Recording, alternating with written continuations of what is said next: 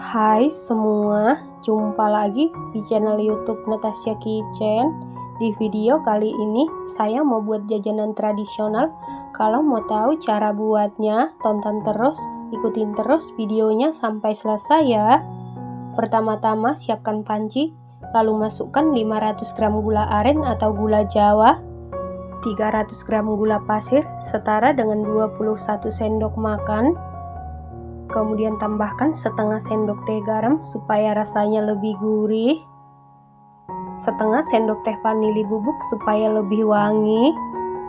Kemudian masukkan 1400 ml santan kental, saya dapat dari 2 butir kelapa tua berukuran besar.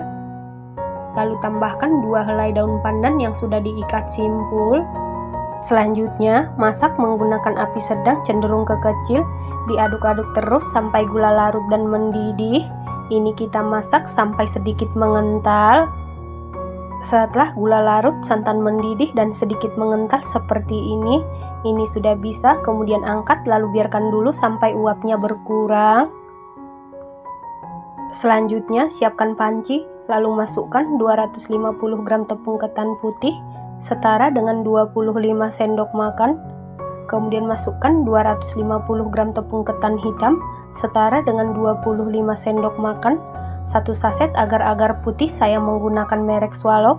Untuk mereknya sesuaikan dengan selera masing-masing. Lalu aduk-aduk sampai tercampur dengan rata. Setelah rata, masukkan larutan gula merah dan ini keadaannya masih panas. Tapi ingat jangan sampai mendidih supaya tepungnya tidak menggumpal. Kita masukkan setengah bagian dulu dengan cara disaring supaya ampas air gula merah tidak ikut masuk ke dalam adonan. Lalu aduk-aduk sampai adonan licin dan tercampur dengan rata. Supaya adonannya lebih cepat tercampur rata, lanjut kita aduk-aduk menggunakan whisker. Setelah adonan licin dan tercampur rata seperti ini, masukkan sisa larutan gula merah. Lanjut aduk-aduk sampai adonan licin dan tercampur dengan rata.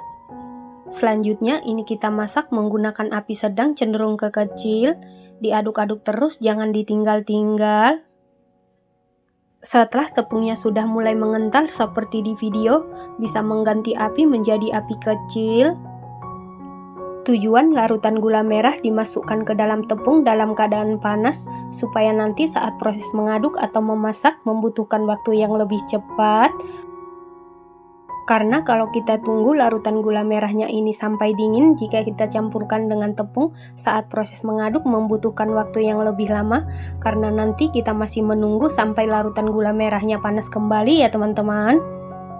Adonannya sudah kalis, sudah menyatu ataupun sudah mengkilat dan tidak lengket di sendok atau di spatula, tandanya adonannya ini sudah matang. Kalau tidak punya sendok plastik ataupun spatula, bisa juga diaduk atau dimasak menggunakan centong nasi ataupun sendok nasi. Sebaiknya dimasak menggunakan teflon supaya adonannya mudah diaduk. Setelah sekitar 70 menit diaduk atau dimasak, ini dodolnya sudah matang, kemudian kita angkat.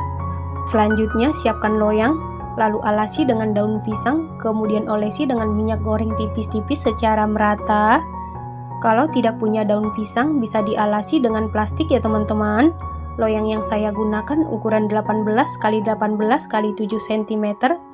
Kemudian masukkan dodol ke dalam loyang, tekan-tekan sampai dia benar-benar rapi. Tekan-tekan sampai benar-benar padat. Selanjutnya biarkan dulu sampai semalaman sampai dia benar-benar dingin ataupun ngeset. Setelah sekitar semalaman didiamkan, ini dodolnya sudah benar-benar ngeset. Kemudian keluarkan dari loyang. Ini dodolnya sangat mudah dikeluarkan dari loyang, jadi pastikan dilapisi dengan plastik ataupun daun pisang. Kemudian kita balik supaya dodolnya tidak lengket di wadah, bisa kita alasi atau kita lapisi dengan plastik. Kemudian kita balik. Selanjutnya potong-potong sesuai selera. Satu loyang ini saya potong menjadi 36 bagian, untuk besar kecilnya sesuaikan dengan selera masing-masing. Nah, ini dia dodol ketan hitamnya sudah jadi. Dodol ini buatnya mudah, hasilnya sangat cantik, teksturnya dijamin super duper empuk banget, sama sekali tidak alot, super duper kenyal, super legit, manisnya pas. Ini enak banget, recommended banget dan harus dicoba. Selanjutnya bisa kita kemas di dalam plastik OPP ukuran 10 x 10 cm. Terima kasih karena sudah menonton, sampai jumpa di video selanjutnya.